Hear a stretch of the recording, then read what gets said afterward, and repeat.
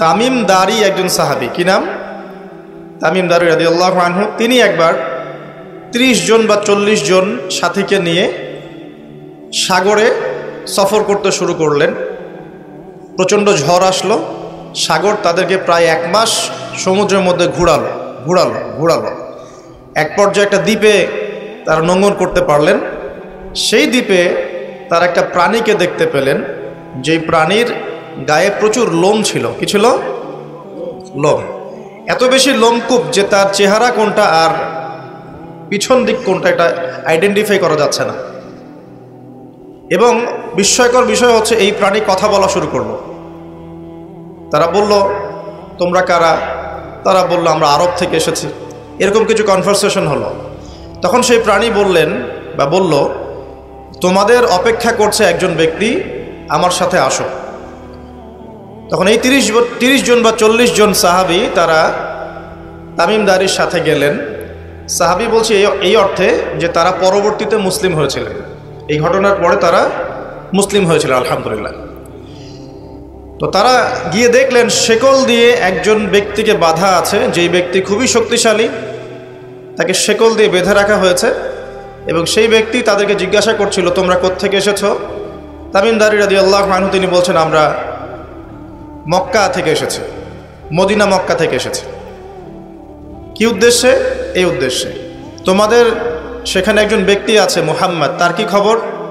তামিম দারি রাদিয়াল্লাহু আনহু বলছেন, তার খবর হচ্ছে বালতির মতো। কিসের মতো?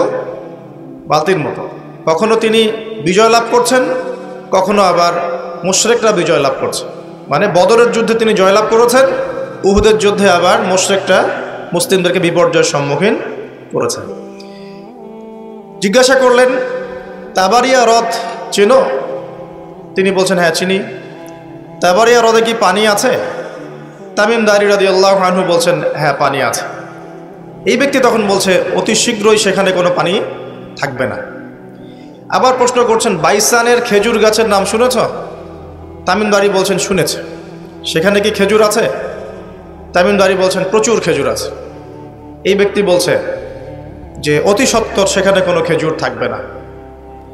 এরকম কিছু কথা বলার পরে তামিম দারি তাকে জিজ্ঞাসা করলেন, আপনি কে? এত প্রশ্ন জিজ্ঞাসা করছেন, তুমি কে? তোমার পরিচয় দাও। তখন এই ব্যক্তি বলছিলেন, আমার পরিচয় তোমরা খুব শীঘ্রই জানতে পারবে। অতি শীঘ্রই আমি এই শেকল থেকে মুক্ত হব এবং পুরো পৃথিবীতে আমি 40 দিন রাজত্ব করব। কতদিন? 40 দিন। তবে মক্কা এবং মদিনায় আমি প্রবেশ করতে পারবো না, কারণ সেখানে প্রবেশ করতে ধরলেই দেখা যাবে আল্লাহর ফেরেশতারা খোলা তরবারি হাতে মক্কা মদিনা পাহারা দিচ্ছে। তবে আমি আমার পরিচয় জানিয়ে দিচ্ছি, আমি হচ্ছি তামিম দারি রাদিয়াল্লাহু আনহু। তিনি এসে এই ঘটনা নবী সাল্লাল্লাহু আলাইহি ওয়াসাল্লামকে বললেন। বলার পরে নবী সাল্লাল্লাহু আলাইহি ওয়াসাল্লাম তার চেহারাটা উজ্জ্বল হয়ে উঠল। তিনি মিম্বরে দাঁড়িয়ে বললেন, আমি কি তোমাদেরকে বলিনি এইরকম একটা সত্তার কথা, এমন একটা ভয়ঙ্কর ফিতনার কথা? সাহাবীরা বললেন, হ্যাঁ আপনি বলেছিলেন। তামিম দারি আজকে সেটাই দেখে এসেছে, তোমাদেরকে সেই ঘটনা সে ব্যক্ত করছে।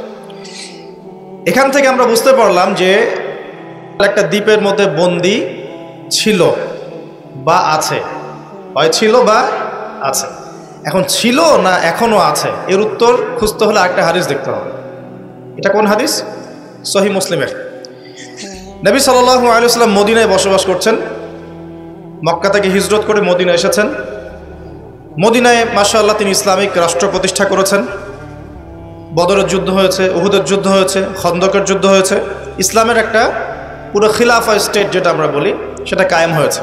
এর মধ্যে খবর এলো একটি মায়ের একটা সন্তান হয়েছে, এই সন্তানটার সাথে যে আলামত এগুলো মিলে যাচ্ছে। ঠিক আছে, এই সন্তানের নাম হচ্ছে ইবনে সাইয়্যেদ। কি নাম? ইবনে সাইয়্যেদ। তো নবী সাল্লাল্লাহু আলাইহি ওয়াসাল্লাম ওমর রাদিয়াল্লাহু আনহু এবং অন্যান্য সাহাবীদেরকে নিয়ে ইনভেস্টিগেট করতে গেলেন। ইনভেস্টিগেট করতে গিয়ে তাকে ডাকলেন। ইবনে সাইয়্যেদকে ডেকে বললেন, তার চুলগুলো কোঁকড়ানো ছিল চুলের মতোই, চোখের মধ্যে একটু সমস্যা ছিল, কারণ আমরা জানি ডান চোখে একটু সমস্যা থাকবে। আঙ্গুর কালার দেখেছেন? আঙ্গুর, চোখটা অনেকটা আঙ্গুরের মতো হবে, ফোলা। ইবনে সাইয়্যেদের কাঠামোটা মিলে যাচ্ছিল। নবী সাল্লাল্লাহু আলাইহি ওয়াসাল্লাম তাকে ডেকে বললেন, তুমি কি দেখো? ইবনে সাইয়্যিদ বলছে আমি আরশ দেখি। কি দেখি? আরশ বোঝেন তো?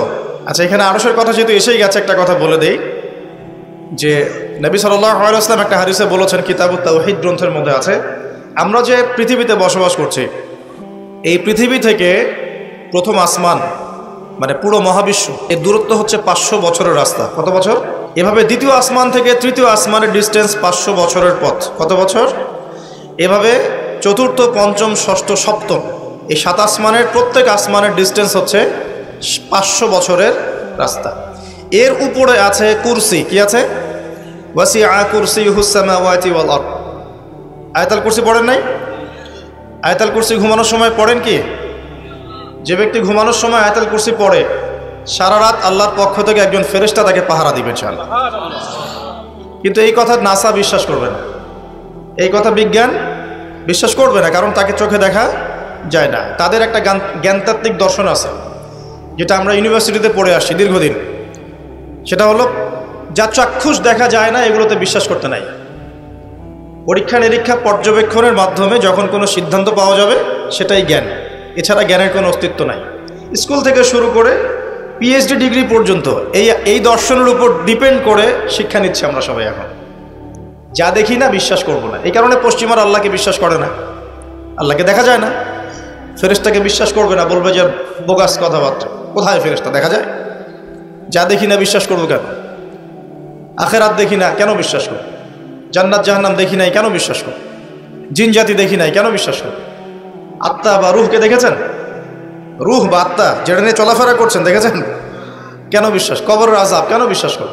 এই কারণে তাদের দর্শন যেহেতু প্রোটেস্ট্যান্ট ভার্সনের জ্ঞানে বিশ্বাস করে, চাক্ষুষ দর্শন যেটা সেটাই জ্ঞান, এর বাইরে জ্ঞানের কোনো অস্তিত্ব আছে এটা বিশ্বাস করে না। এই কারণেই তারা ইমানের 6 পিলারের কোনো পিলারই বিশ্বাস করে না। আর ইমানের 6 পিলারই কিন্তু গায়েব। গায়েব না? আল্লাহ বিশ্বাস, ফেরেশতায় বিশ্বাস, নবী রাসূলগণ, আসমানি কিতাব, পরকাল, তাকদীর, এগুলো কি দেখা যায়? এমনকি আমরা তো আমাদের নবীজিকেও দেখি নাই, দেখেছি? সাল্লাল্লাহু আলাইহি ওয়াসাল্লাম। আমরা শুধুমাত্র কোরআন দেখছি এবং হাদিসের গ্রন্থগুলো দেখছি, এর বাইরে কিন্তু আমরা কিচ্ছু দেখছি না। তো তারা আবার পরিকল্পিতভাবে তাদের দর্শনটাকে প্রতিষ্ঠা করার জন্যে এবং আমরা যে গায়েবে বিশ্বাস করি এই দর্শনটাকে এলিমিনেট, বাতিল করার জন্যে কিছু শব্দ চালু করেছে। একটা শব্দ মৌলবাদী, একটা শব্দ ধর্মান্ধ। থামেন, ঠিক বেঠিক বলার দরকার নাই, ঠান্ডা মাথায় লেকচার শোনে। কোরআন সুন্নাহর কথা ঠিক বললেও ঠিক, না বললেও কি ঠিক কিনা বলেন? মাশাআল্লাহ। আচ্ছা, পশ্চিমারা তাদের দর্শনটাকে বাস্তবায়ন করার জন্য, যে আমরা চোখে যা দেখি তাই বিশ্বাস করব, এর বাইরে কিছুই বিশ্বাস করব না, এই দর্শনটাকে সাবিত করার জন্যে এবং আমাদের যে গায়েবে বিশ্বাস, অদৃশ্যে আমরা বিশ্বাস করি, এটাকে এলিমিনেট, বাতিল করার জন্য এই শব্দ দুটো চালু করেছে। যখন আপনি বলবেন আমি বিনা বাক্য ব্যয়ে আল্লাহকে বিশ্বাস করি, মালায়েকা বিশ্বাস করি, নবী রাসূল বিশ্বাস করি, পরকাল, কবরের আযাব, জান্নাত জাহান্নাম সব বিশ্বাস করি, তারা আপনাকে বলবে আপনি ধর্মান্ধ। কারণ আপনি অন্ধভাবে বিশ্বাস করছেন। তো আপনি অন্ধভাবেই বিশ্বাস করছেন। তো আপনি কি প্রমাণ করতে পারবেন জিন জাতির অস্তিত্ব? আপনি কি ল্যাবরেটরিতে বসে বসে, আমরা যে ফিজিক্স, কেমিস্ট্রি, বায়োলজির ল্যাবরেটরিতে করেছি না প্র্যাকটিক্যাল, এই প্র্যাকটিক্যাল কাজগুলোর মধ্য দিয়ে কি আপনি আত্মার অস্তিত্ব প্রমাণ করতে পারবেন নাকি? যারা হার্ট স্ট্রোক করে মারা যাচ্ছে, হচ্ছে না, আমরা কি বলছি? হৃদযন্ত্রের ক্রিয়া বন্ধ হয়ে মারা গেছে, ইন্না লিল্লাহি ওয়া ইন্না ইলাইহি রাজিউন, মাইকিং করে বেড়াচ্ছে, তাই না? হৃদযন্ত্রের ক্রিয়াটা বন্ধ হলো কিভাবে? এর ভিতরে কিছু একটা তো ছিল যেটা এখন নাই। একটা ডেড বডির মধ্যে কিছু একটা নাই যেটা একজন জীবিত মানুষের দেহের মধ্যে আছে। আপনার দেহে কি আছে যেটা একটা মৃত মানুষের দেহে নাই? বলেন, কি নাম এটার? এই রুহটা কি পশ্চিমারা কি বিশ্বাস করাতে পারবেন? গিলাতে পারবেন? গিলাতে গেলে বলবে আপনি ধর্মান্ধ। কথা বোঝার চেষ্টা করেন কেন তারা শব্দগুলো ছড়িয়ে দিয়েছে। আর যখন আপনি এই মৌলিক বিষয়গুলো মেনে চলবেন তখন আপনাকে বলবে মৌলবাদী হয়ে গেছে। অথচ এই মৌলিক বিষয়গুলো মেনে না চললে কিন্তু আপনি মুসলিমই হতে পারছেন না।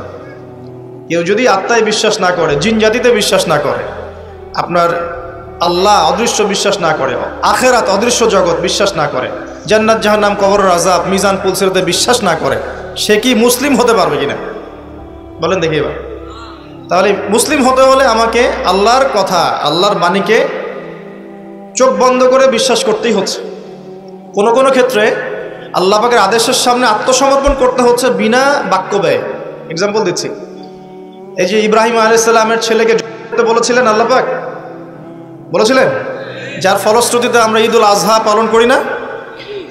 আচ্ছা দেখেন, ইব্রাহিম আলাইহিস সালামকে আল্লাহ পাক বলছেন 3 দিন স্বপ্ন দেখিয়ে তোমার ছেলেকে করতে হবে, পরীক্ষা তোমার জন্য একটা। এবং তিনি গিয়ে তার সন্তানকে বলছেন, ইন্নী আরা ফিল মানামি আন্নী আসবাহু, হে আমার সন্তান, আমি স্বপ্নে দেখেছি আমি তোমাকে করছি, ফানজুর মাযা তারা, তোমার রায় কি আমাকে বলো। সন্তান বলছে ইসমাঈল আলাইহিস সালাম, ইয়া আবাতি ফাআল মা তু'মার, হে আমার বাবা, আল্লাহ আপনাকে যা আদেশ করেছেন তাই করুন, সাতাজিদুনি ইনশাআল্লাহু মিনাস সাবিরিন, ইনশাআল্লাহ আপনি আমাকে ধৈর্যশীল পাবেন। এই ছেলের বয়স কিন্তু আমাদের এই ইয়াং জেনারেশনের চেয়ে অনেক কম। যে জেনারেশন রাত 3টায় অ্যালার্ম দিয়ে যে আর্জেন্টিনা খেলা দেখতে ওঠে, এই জেনারেশনের চাইতে ইসমাইলের বয়স কিন্তু অনেক কম। তার বয়স তখন হয়তো 10 বা 12 বা 14। কি শিক্ষা দিলেন তার পিতা তার মা তাকে, যে আল্লাহর আদেশের সামনে জীবন দিতেও তার কোনো পরোয়া নাই। বলছে, আব্বা আপনি যা স্বপ্ন দেখেছেন, আল্লাহ আপনাকে যা আদেশ করেছেন আপনি করেন। তাহলে কোন শিক্ষার ঘাটতি আমাদের মধ্যে আছে ভাবতে হবে না এগুলো। ইব্রাহিম আলাইহিস সালাম কিন্তু তার সন্তানকে মানুষ করেন নাই, মনে রাখবেন। তিনি মাঝে মাঝে আসতেন, যাওয়া আসা করতেন, কারণ তার আরেকটা পরিবার ছিল, সারা আলাইহিস সালাম, তার আরেকটা পরিবার ছিল, 2 স্ত্রী। তো তাকে মানুষ করেছেন কিন্তু তার মা হাজারা আলাইহিস সালাম। কোন মা? যেই মাকে ইব্রাহিম রেখে আসছেন কাবা ঘরে, মনে আছে? খাবারও ছিল না, পানিও ছিল না। তিনি বলছেন, আপনি কেন রেখে যাচ্ছেন ইব্রাহিম আলাইহিস সালাম বলেন, আল্লাহর হুকুমে। এখন এই মা বলছেন যে যদি আপনি আল্লাহর হুকুমে আমাকে রেখে যান, আমাদেরকে রেখে যান, ইনশাআল্লাহ আল্লাহ পাক আমাদেরকে ফেলে দিবেন না। তো এই মায়ের গর্ভ থেকে ইসমাইল হবে না তো কি আমাদের মা বোনদের গর্ভ থেকে ইসমাইল হবে? আমাদের মা বোনরা এখন কি করে? সারাদিন যে মুভিজ, যে সিরিয়ালস, স্বামীকে সম্পত্তির জন্য প্যারা দিতে দিতে স্বামীর হার্ট স্ট্রোক করে ফেলে। বহু স্বামী আছে হারাম খাইতে চায় না, স্ত্রীর পাল্লায় পরে হারাম খায়। হ্যাঁ, আমি কিছু প্র্যাকটিক্যাল কথা বলছি। বহু স্বামী আছে হারাম খেতে চায় না, সন্তান সন্ততির স্ত্রীদের চাপে পড়ে তাকে 2 নাম্বারই করতে সে বাধ্য হয়। কেন করে? পরিবারের জন্য করে। আমরা কিন্তু বোকা পুরুষ মানুষ, আমরা যারা আছে আমরা কিন্তু আসলে বোকা জাতি, জানেন? আমার বয়স অনেক কম যদিও আপনাদের চাইতে, তবে আমি কিছু বিষয় ফিল করেছি আমার লাইফে, যেটা আমি মনে করি আলহামদুলিল্লাহ আল্লাহ পাক আমাকে নিয়ামত দিয়েছে। যেমন আমি ফিল করেছি আমার লাইফে যে মানুষের আল্লাহ ছাড়া আপন বলতে কেউ নাই, এটা আমি ফিল করেছি। আল্লাহ পাক ছাড়া একজন মানুষের সত্তাগত আপন, আপনার সত্তা আত্মাগত আপন বলতে আসলে কেউ নাই পৃথিবীতে। যারা আছে আমাদের আশপাশে সবাই সবার স্বার্থে থাকে, সবাই সবার প্রয়োজনে থাকে। প্রয়োজন শেষ হলে আপনাকে চিনবেও না অনেকে।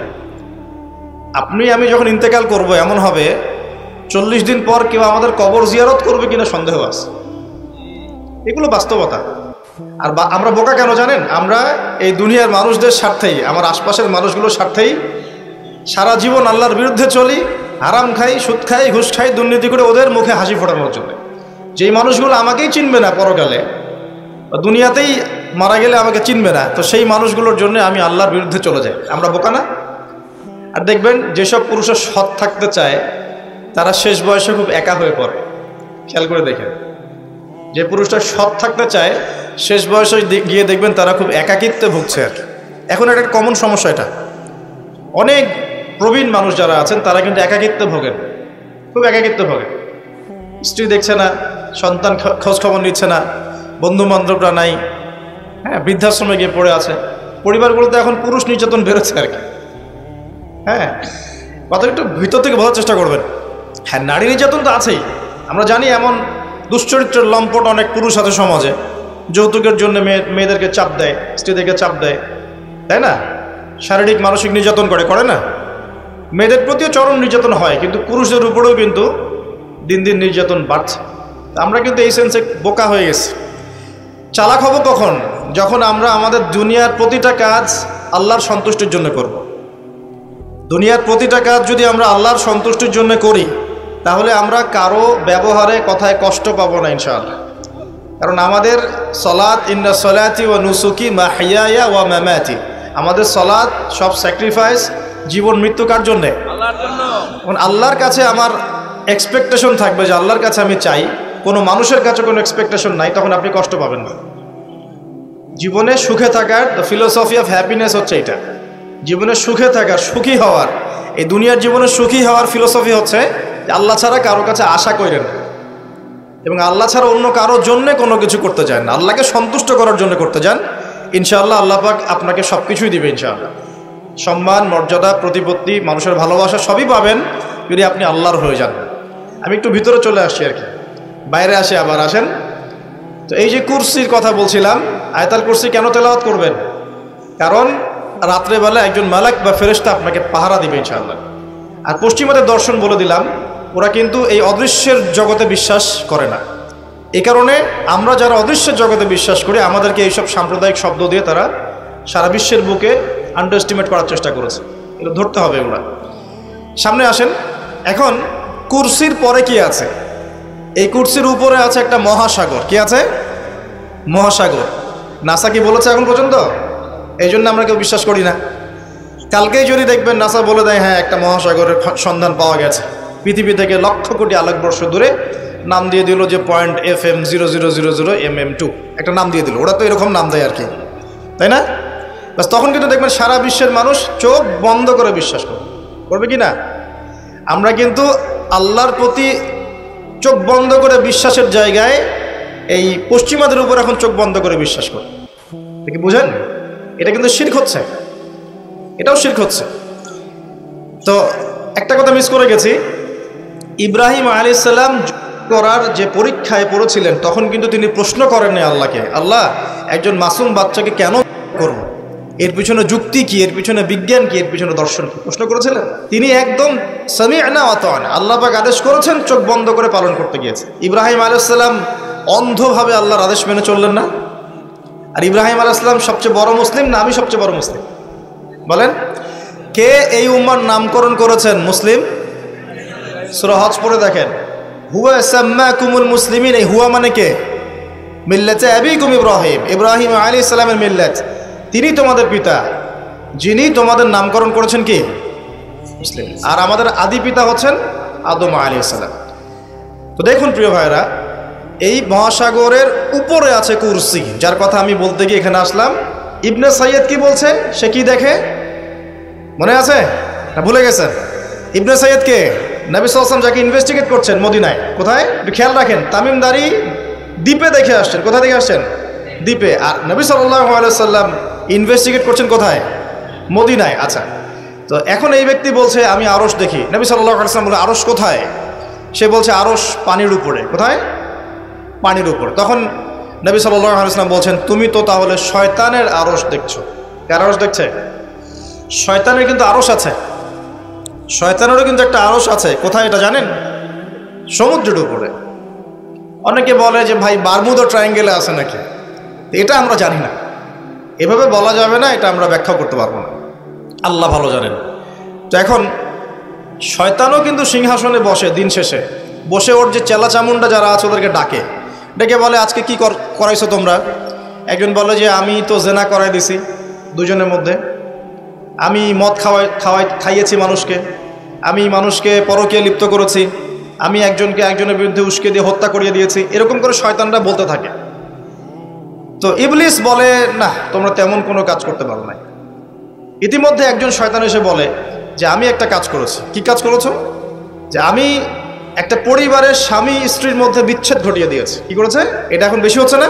বেশি হচ্ছে না? আপনারা খবর রাখেন না মনে হয়, পড়াশোনা করে দেখেন, প্রতি 3-4 মিনিট একটা ডিভোর্সের ঘটনা ঘটে, প্রতি 3-4 মিনিটের মধ্যে। এবার শয়তান তাকে ডাকে, এদিকে আসো, তুমি একটা কাজের কাজ করেছো। তখন নিজের গলার যে মালা বা যেটা আমরা গোল্ড মেডেল বলি, অ্যাওয়ার্ড যেটা বলি, এটা তার গলায় সে পরিয়ে দেয়, দিয়ে বলে তুমি একটা কাজের কাজ করেছো। তার মানে আমরা বুঝতে পারলাম শয়তানের কাছে সবচেয়ে বড় একটা মিশন কি? পরিবারগুলোকে ধ্বংস করে দেয়। খুব সতর্ক থাকতে হবে আমাদের সবাইকে। আল্লাহ পাক আমাদের সবাইকে ধৈর্য দান করুন। আর পরিবার টিকে থাকে ধৈর্যের উপরে। আরেকটা বিষয় বলে দিই, স্বামী স্ত্রীর মধ্যে, যুবকরা এটা উপকৃত হবেন ইনশাআল্লাহ, স্বামী স্ত্রীর মধ্যে শুধুমাত্র ভালোবাসা পরিবার টিকানোর জন্য যথেষ্ট না। স্বামী স্ত্রীর মধ্যে ভালোবাসার চাইতেও বেশি প্রয়োজন হচ্ছে একে অপরের প্রতি বিশ্বাস। কি দরকার? বিশ্বাস না থাকলে ভালোবাসা টিকবে না। প্রয়োজন একে অপরের সম্মানবোধ, একজন একজনের সম্মানটা যেন বোঝে, এবং আনুগত্যের প্রয়োজন আছে। স্ত্রীরা যদি স্বামীদের আনুগত্য না করে সংসার টিকে না, সংসার ভেঙে যায়। বিশ্বাস, আনুগত্য, ভক্তি, সম্মান, শ্রদ্ধা, এর সাথে যখন ভালোবাসা যুক্ত হবে তখন পরিবারটা ইনশাআল্লাহ জান্নাতি পরিবার। লাখ লাখ ছেলে দাঁড়িয়ে একটা পর্দার সামনে দাঁড়িয়ে আছে, গোল কখন হবে এই জন্যে, দেখছেন না? মিডিয়া এগুলো প্রমোট করছে না? বাপখানা এমন যে কত সুখে আছি আমরা, তাই না? কি সুখ আমাদের, খেলা হচ্ছে, আমরা গোল গোল চিল্লাচ্ছি। খেলছে কোন টিম, সেই টিম আমাকেও চিনে না, আমার দেশের নামও জানে কিনা আল্লাহু আলাম। এমন কেন জাতিগতভাবে আমরা এমন কেন হলাম জাতিগতভাবে? আমাদের কোনো ব্যক্তিত্ব নাই, আমাদের কোনো গায়রত নাই। আমাদের তো যুদ্ধের হিস্ট্রি আছে, আমাদের বীরত্বের হিস্ট্রি আছে, আমাদের ভাষা আন্দোলন হিস্ট্রি আছে।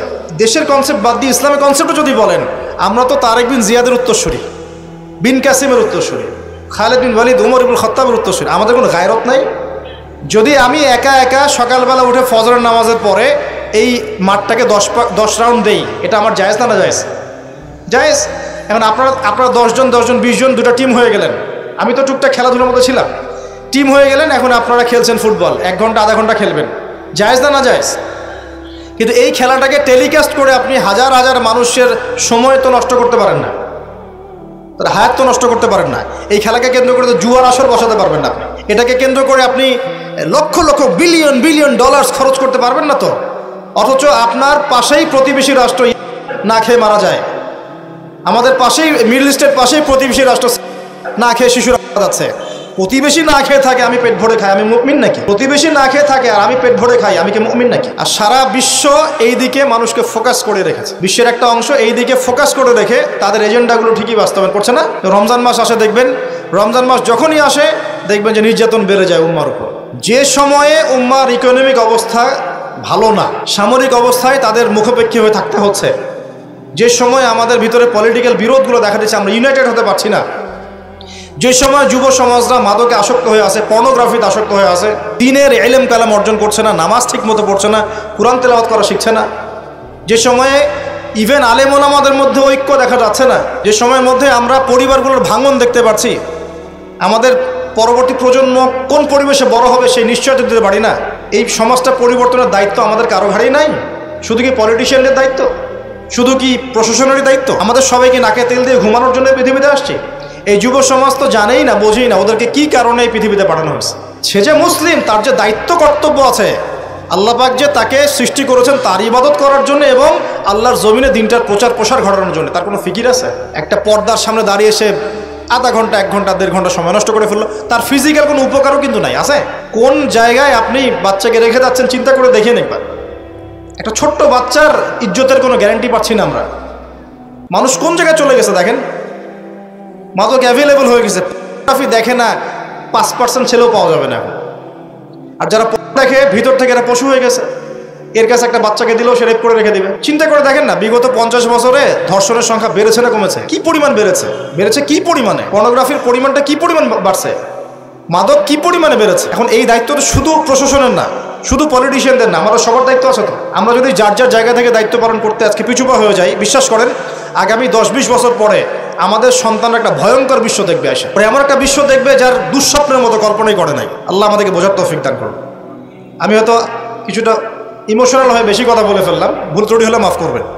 সামনে আসেন, আমি বুঝাচ্ছিলাম যে এই 3টা জায়গা থেকে বের হবে এবং তার সাথে জয়েন হবে কারা? এবং এক শ্রেণীর নারী যাদেরকে আপনি ঘরে রাখতে পারবেন না। উদাহরণ দিতে এত দূর চলে গেছে। আরেকটা জায়গার কথা আসছে যে বের হবে শাম এবং ইরাকের মাঝামাঝি একটা রাস্তা থেকে। শাম মানে হচ্ছে জর্ডান, লেবানন, এই যে পুরো কন্টিনেন্টটা আছে এটার নাম শাম। কি নাম? শাম, সিরিয়ার মধ্যে।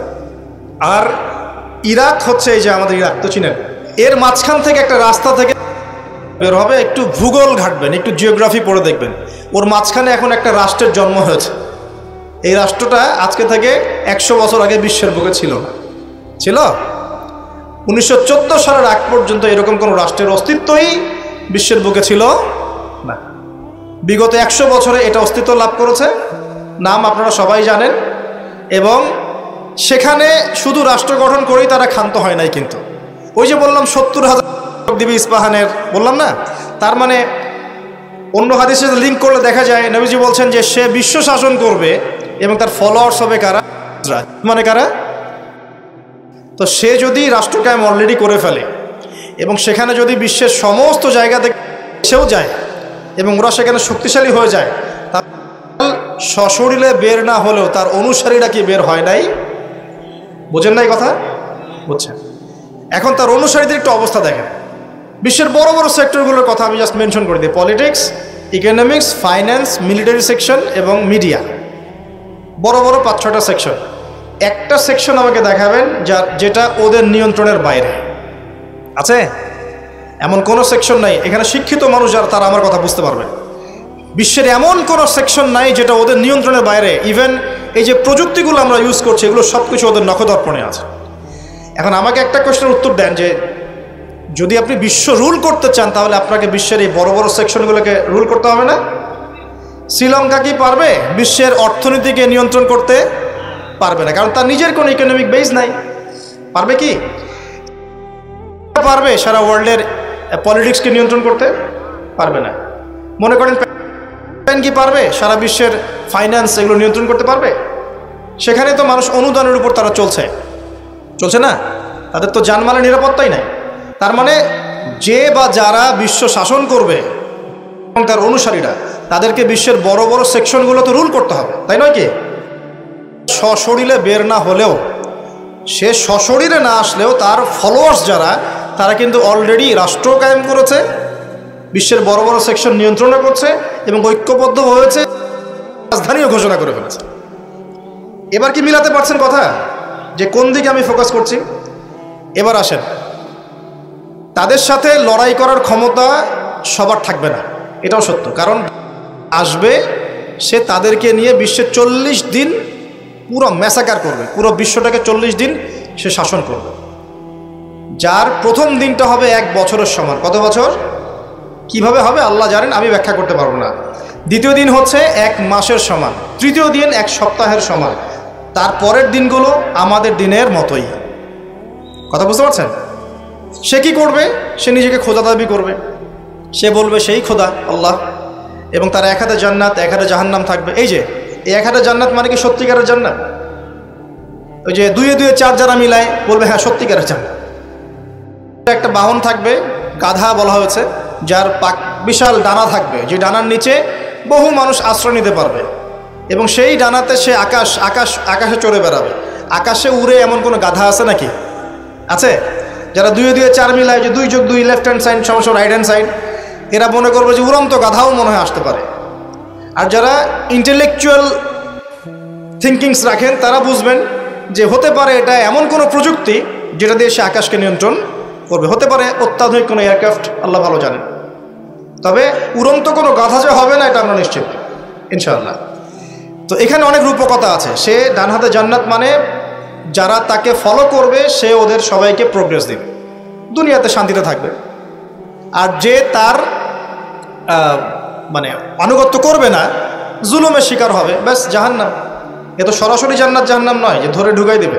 জান্নাতকে হাতে নিয়ে ঘোরা সম্ভব? কখনোই না। তো এমনও একটা হাদিস আসছে যে সে একটা কওমের কাছে গিয়ে দাঁড়াবে, বলবে আমার উপর ঈমান নিয়ে আসো। কওম বলবে আমরা তোমাকে মানি না, এটা মুমিন হবে, মুসলিম হবে, আমরা তোমাকে মানি না। তখন সে তাদের উপর জুলুম করবে, দুর্ভিক্ষ চাপিয়ে দিবে। আরেকটা কওমের কাছে যাবে, বলবে আমাকে কি তোমরা রব হিসেবে মানো? তারা বলবে হ্যাঁ মানি। তখন তাদেরকে সে প্রোগ্রেস দিবে। দেখবেন আকাশকে আদেশ করবে বৃষ্টি হও, বৃষ্টি হবে, ফসল ফলো, ফসল ফলবে, গুপ্তধনগুলো বের করে ওদের হাতে দিয়ে দিবে। মানে আমি বুঝাতে পারবো না যেটা কত বড় ফিতনা। পৃথিবীতে চলমান সমস্ত ফিতনাগুলোকে একত্রিত করলে মান হবে না, তবে তার শাসনটা চিরস্থায়ী হবে না। আলহামদুলিল্লাহ, তার এবং তার ফলোয়ার্সদের শাসনটা চিরস্থায়ী হবে না। তারা যে মনে করে বসে আছে যে এই হচ্ছে সত্যিকারের, সে সত্যিকারের তারাই করার চেষ্টা করেছিল। তার নাম কি? ঈসা আলাইহিস সালাম। তিনি হচ্ছেন সত্যিকার। আল্লাহ পাক তাকে উঠিয়ে নিয়েছেন, তাকে আল্লাহ পাক নামাবেন দামেস্কে, এবং তার হাতেই এই মিথ্যা মাসিহের মৃত্যু লেখা আছে ইনশাআল্লাহ তাআলা। এবং তারপর ঈসা আলাইহিস সালাম তার ফলোয়ার্স বা তার অনুসারীদেরকে নিয়ে বিশ্বের শান্তি প্রতিষ্ঠা করবেন ইনশাআল্লাহ। এটা সামনে আছে, মানে ইতিহাস শেষ হবে, সভ্যতা শেষ হবে নবী ঈসা আলাইহিস সালামের হাতে। এটা কত বছর বাকি আছে এটা আমরা বলতে পারবো না। হতে পারে 100 বছর, হতে পারে 1000 বছর, আমরা জানি না, আল্লাহ ভালো জানেন। কিন্তু একটা জিনিস আপনাকে ফোকাস করতে হবে, যে সে সশরীরে বের না হলেও তার অনুসারীরা কিন্তু সারা বিশ্বে আজকে শক্তিশালী। এটা আপনাকে বুঝতে হবে।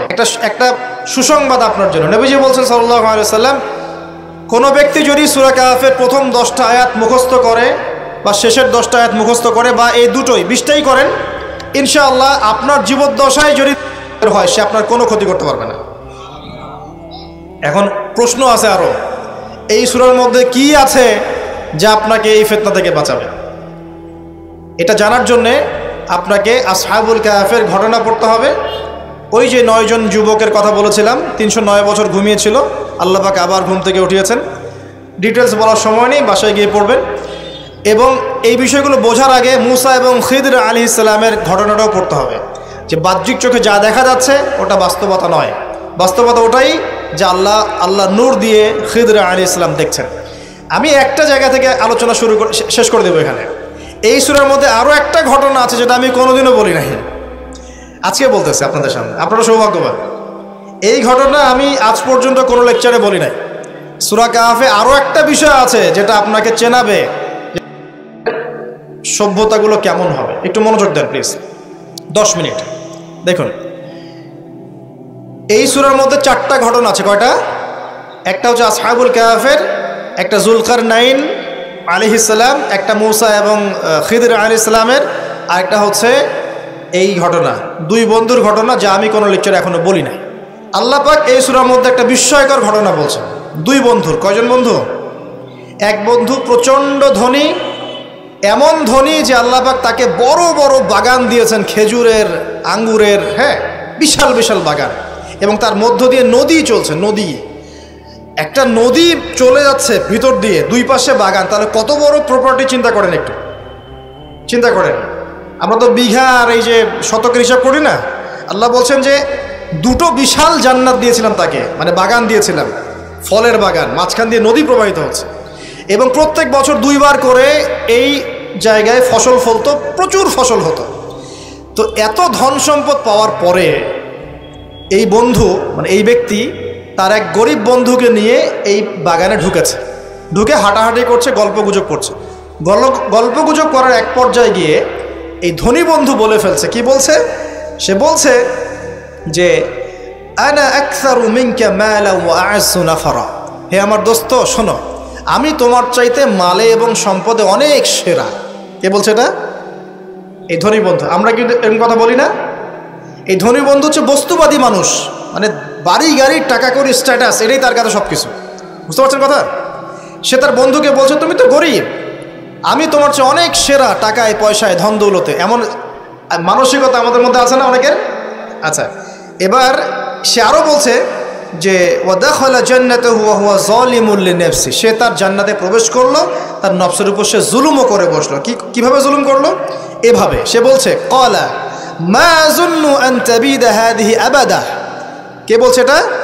এই ধনী বন্ধু। সে বলছে, হে আমার গরিব বন্ধু শোনো, আমি মনে করি না, আমি বিশ্বাসই করি না, আমি মনে করি না যে আমার এই প্রপার্টি কখনো ধ্বংস হয়ে যাবে। আমি এটা বিশ্বাস করি না। বুঝতে পারছেন? ওই যে আমি পরকালে বিশ্বাস করি না, কিয়ামতে বিশ্বাস করি না, আখিরাতে বিশ্বাস করি না। কোন সভ্যতা বলেন?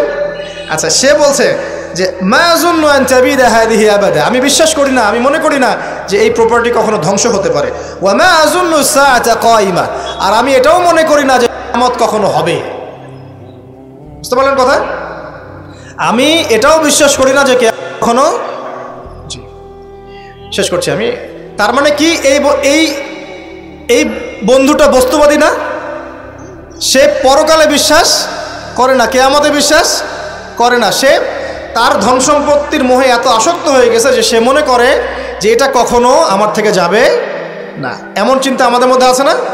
এই চিন্তাটাকে আধুনিক পরিভাষায় বলা হয় মেটেরিয়ালিজম। কি বলা হয়? মানে বস্তুবাদ। মানে কি? বস্তুবাদ মানে ভোগবিলাস, বাড়ি গাড়ি, টাকা পয়সা, মত্ত থাকা, পরকাল বলে কিছু নাই। এই যে মেটেরিয়ালিজম। এখন এই বন্ধুটা বলছে, গরিব বন্ধু, একটু মনোযোগ দেন প্লিজ। এই বন্ধুটা বলছেন, গরিব বন্ধু, যে ক্বালা লাহু সাহিবুহু ওয়া ইউহাওয়ারু। গরিব বন্ধুটা তাকে বলছে আকাফারতা বিল্লাযী খালাকাকা মিন তুরাব। হে আমার ধনী বন্ধু, তুমি কি সেই সত্তার সাথে কুফরি করছো যে তোমাকে মাটি থেকে সৃষ্টি করেছেন? সুম্মা মিন নুতফা, এরপর তোমাকে মায়ের গর্ভে নুতফা আকারে রেখেছিলেন, সুম্মা সাওয়াকা রাজুলা, এরপর তোমাকে এই পুরুষের আকৃতি দিয়েছেন, তুমি কি সেই সত্তা আল্লাহকে অস্বীকার করছো? মানে অস্বীকার করার মধ্য দিয়ে তুমি আল্লাহকে অস্বীকার করছো কি? ওয়ালাউলা ইয দাখালতা জান্নাতুক, তুমি যখন তোমার জান্নাতে ঢুকলা তুমি এটা কেন বললা না যে লা কুওয়াতা ইল্লা বিল্লাহ, মাশাআল্লাহ, লা কুওয়াতা ইল্লা বিল্লাহ, মাশাআল্লাহ, আল্লাহ পাক কি চমৎকার জান্নাত আমাকে দিয়েছেন, লা কুওয়াতা ইল্লা বিল্লাহ, আল্লাহ ছাড়া কোনো শক্তি সামর্থ্য নাই, এমনটা কেন বললে না? এমনটা না বলে কেন এইটা বললা যে ওয়া মা আযুন্নু সাআতা কায়িমা, আমি বিশ্বাস করি না যে কখনো হবে, আমি বিশ্বাস করি না যে এইটা কখনো ধ্বংস হবে, এমনটা কেন বললা? তুমি কেন কুফরি করলা? এরপর যেটা হয়েছে, আল্লাহ রাব্বুল আলামিন এই যে বন্ধু, গরিব বন্ধু, তাকে দুনিয়া এবং আখিরাতে বিশাল নেয়ামত দিয়ে দিয়েছেন, আর এই ধনী বন্ধুর জান্নাতটাকে আল্লাহ পাক এক রাতের মধ্যে ধ্বংস করে রেখে দিয়েছে। এক রাতের মধ্যে পুরো জান্নাতকে ধ্বংস। পরের দিন সকালে সে এসে দেখে যে এটা কোন জায়গায় আসলাম, আমার বাগান বাগিচা বলে মনে হচ্ছে না। সে হাত কসলাচ্ছিল এবং বলছিল, কোরআনে ভাবে বলছে, হাত কসলাচ্ছিল আর বলছিল যে হায় আমি যদি আমার রবের সাথে শিরকটা না করতাম, হায় আমি যদি আমার রবের সাথে কুফরি না করতাম, তাহলে আজকে আমার এই অবস্থা হয়তো হতো না। এই ঘটনাটা ঠিক পরে আল্লাহ পাক বলছেন ওয়াদরিব লাহুম মাসালুল হায়াতিদ দুনিয়া, হে নবী মুহাম্মদ সাল্লাল্লাহু আলাইহি ওয়াসাল্লাম, তুমি এবার তোমার উম্মতের কাছে দুনিয়ার দৃষ্টান্তটা পেশ করো। দুনিয়ার দৃষ্টান্তটাও ঠিক এরকমই, এই ফসলের ক্ষেতের মতোই। প্রথমে বৃষ্টিপাত হয়, ফসল সবুজ হয়, মানুষ খুব পুলকিত হয়ে যায়, কি চমৎকার ফসল ফলেছে। এরপর সেই গাছগুলো হলুদ হয়ে যায়, তারপর সেগুলো খড়কুটা হয়, চুলায় চলে যায়। এই হয় না? এই গল্পটার সাথে, ঘটনার সাথে দুনিয়ার জীবনে মিল আছে না? এটা কোন সূরায় আছে? কাহফে। আর এই সূরা আপনাকে থেকে বাঁচাবে না? এখানে আপনার হেদায়েত শোনেন। এবং তার অনুসারীরা এবং ওই সমসাময়িক ফিতনাময় যুগে বেশিরভাগ মানুষ বস্তুবাদী হয়ে যাবে, হয়ে যায় নাই? এবং বেশিরভাগ মানুষ এই দুনিয়ার ধন সম্পদ চাকচিক্যের মোহে পড়ে যাবে, পড়ে নাই? পড়েছে কি না? পড়েছে। এবং শুধু তাই নয়, তারা পরকালীন কনসেপ্টগুলোকে অস্বীকার করা শুরু করবে। ওই যে বললাম, আল্লাহ, ফেরেশতা, মালায়েকা, আখিরাত এগুলো কিছু বিশ্বাস করবে না, মানুষকে ধর্মহীনতার দিকে নিয়ে যাবে। এটা নিয়ে যাচ্ছে না? এই তিনটা জিনিস খুব চলছে সমাজে এখন। একটা হচ্ছে এলিমিনেশন, মানে আল্লাহর কনসেপ্টটাকে বাদ দিয়ে দেওয়া। একটা হচ্ছে মেটারিয়ালিজম, মানে বস্তুবাদিতা। একটা হচ্ছে চ্যালেঞ্জ এগেনস্ট রিলিজন, ধর্মর এগেনস্টে চ্যালেঞ্জ করা। এগুলো চলছে না এখন? দেখুন, দাজ্জালের সভ্যতায় এগুলো হবে। এর সাথে আপনার বর্তমান সময়ের মিল কোথায়? মিল হচ্ছে, দেখুন, এই বিউটি কন্টেস্ট বলেন, আপনার ওয়ার্ল্ড কাপ বলেন, আপনার এই ইভেন্টসগুলো বলেন, ফ্যাশন শোজগুলোর কথাই বলেন, অপসংস্কৃতির কথাই বলেন, পর্নোগ্রাফির কথাই বলেন, এই মাদকের ভয়াল খাবার কথা বলেন, যে কোনো দিকে তাকান, এগুলোর প্রত্যেকটার উদ্দেশ্য দুনিয়া নয় কি? শুধু দুনিয়া না, পরকালীন কোনো স্বার্থ আছে? এগুলো করে পরকালে একটা নেকি হবে, কেউ দলিল দিতে পারবে কোরআন শোনা থেকে? তার মানে এই সমাজটা, এই সভ্যতা কি করেছে? দলে পুরো সভ্যতাটাকে গড়েছে এবং বস্তুবাদিতার দিকে মানুষকে প্রবৃদ্ধ করেছে। শুধু তাই নয়, যেগুলোর পরকালীন কোনো স্বার্থ নাই এই কাজগুলোকে প্রমোট করেছে এবং যুব সমাজ, মুসলিমদেরকে স্পেশালি এগুলোতে মত্ত করে রেখেছে, রাখে নাই? আল্লাহ পাক এখন বলছেন, জেনে রাখো, তোমরা জেনে রাখো, ইন্নামাল হায়াতুদ দুনিয়া লাইবুন ওয়া লাহুন, এই দুনিয়ার জীবনটাই খেলতামাশা, প্রতারণা। ওয়া যিনাতুন ওয়া তাফাখুরুন বাইনাকুম ওয়া তাকাসুর, একে অপরের প্রাচুর্য, ধন সম্পদের প্রতিযোগিতা ছাড়া কিচ্ছু না। ওয়া মাল হায়াতুদ দুনিয়া ইল্লা মাতাউল গুরুর, এই দুনিয়ার জীবনটা প্রতারণা ছাড়া কিচ্ছু নয়। আলহাকুমুত তাকাসুর হাত্তা যুরতুমুল মাকাবির, তোমরা প্রাচুর্যের মোহে মোহাচ্ছন্ন হয়ে আছো যতক্ষণ পর্যন্ত না তোমরা কবরে শায়িত হচ্ছ। কাল্লা সাউফা তা'লামুন, অবশ্যই তোমরা জানতে পারবে, কোশ্চিন কালেও নয়, অবশ্যই তোমরা জানতে পারবে। কাল্লা লাতুসআলুন্না ইয়াওমাইযিন আনিন নাঈম, তোমাদেরকে কিয়ামতের দিনে নিয়ামতগুলো সম্পর্কে জিজ্ঞাসিত হতে হবে। সূরা কাহফেই এই হেদায়েতটা আছে। এই দুই বন্ধুর ঘটনা আপনাকে দেখাবে কিভাবে বস্তুবাদী সভ্যতা এবং আল্লাহ ভীরু সভ্যতার কনফ্লিক্ট হয়। সর্বশেষে আল্লাহর অনুগত সভ্যতার জয় হয়েছে, বস্তুবাদী সভ্যতাকে আল্লাহ পাক ধ্বংস করে দিয়েছেন না? দিয়েছেন। এবং এই ঘটনার পরেই দুনিয়ার জীবনের দৃষ্টান্ত দেওয়া হয়েছে, যে দুনিয়ার জীবনটাকে আল্লাহ পাক বলেছেন খেলতামাশা, প্রতারণা ছাড়া কিছুই নয়। হ্যাঁ, কেউ যদি বলে খেলাধুলার কোনো দলিল কোরআনে আছে কি না, আমি বলবো হ্যাঁ আছে। আল্লাহ পাক বলেছেন, ওয়ামা হাদিহিল হায়াতুদ দুনিয়া ইল্লা মাতাউল গুরুর ইলামু আন্নামাল হায়াতুদ দুনিয়া লাইবুন ওয়া লাহু, অতএব খেলাধুলার দলিল কোরআনে আছে।